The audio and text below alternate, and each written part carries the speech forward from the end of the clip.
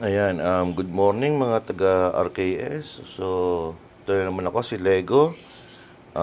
Ngayon lang ulit ako nakapag-post ng video after ilang years kasi medyo napabaya ako natin si Red One. Pero, since buhay na ulit siya, siya na ulit yung motor ko, kakabitan natin siya ng oil cooler. So, ito ang plano kong setup.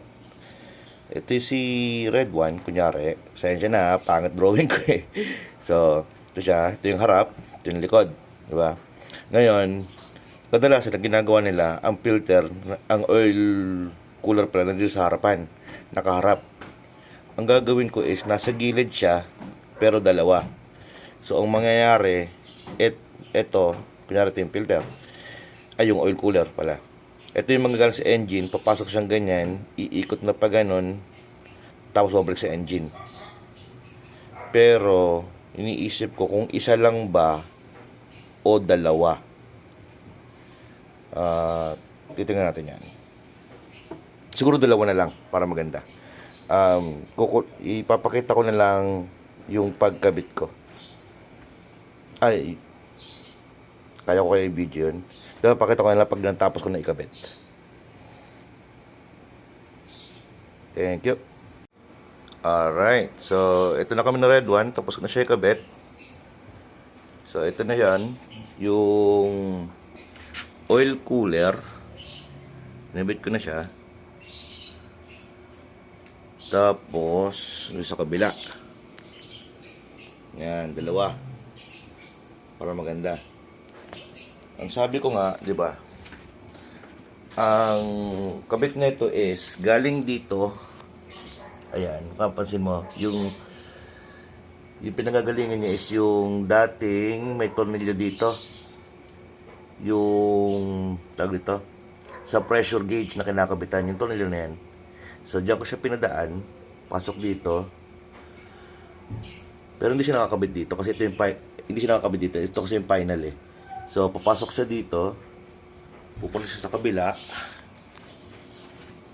Doon siya lalabas. Ayan. Siya lalabas. Tapos, papasok siyang ganyan. Babalik siya dito. Tapos, ayan, bumalik siya dito. Ayan, bumalik siya dito. Ayan. Bago pumasok siya dito. Tapos, pabalik na ganon. Pabalik na pa ganyan. Tapos, pumasok siya dito, dumaan siya sa filter. Bago pasok siya ulit dito. Nga pala, yung filter ko na dito, hindi ganitong filter. Magnet to. Magnet filter to. So, pagkasala niya dito ng mga dumi, sasalain naman niya dito yung mga bakal na napudus nung mga gear sa loob. So, yun. Just in case lang, para sigurado lang. O nga pala, additional, ito, pansin mo, magnet din ang laman nito. Filter to, kasi pang gasolina, pero tinanggal ko yung filter sa loob, pinunta ko ng puro magnet. So, ayan, kita mo, bakit clear to? Para makita ko yung langis kung umaakit niya. Same din dito. Bakit dito clear? Para makita ko yung pasok, ay yung labas nung oil, pasok dito, na-clear din. Tapos lalabas siya dito. Tapos papasok siya dito.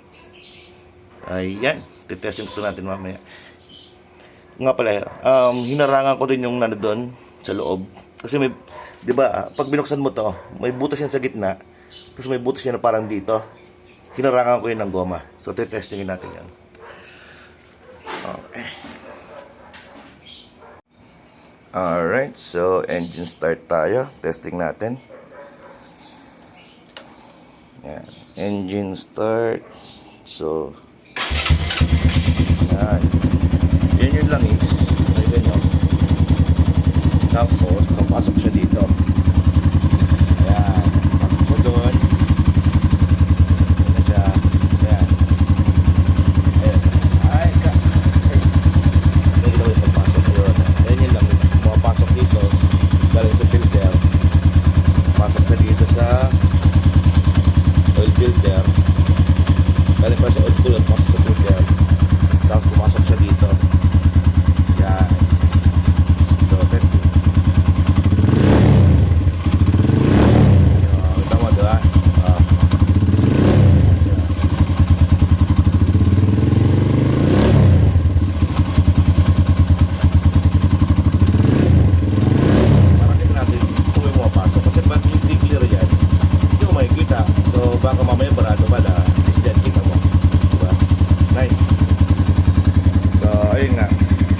para makita lang natin na hindi siya barado.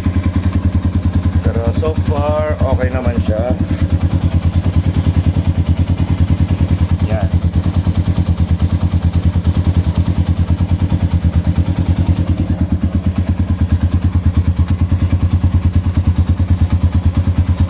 Ito pa. Testing. Kita natin pumapasok na, diba? Kita natin pumapasok na.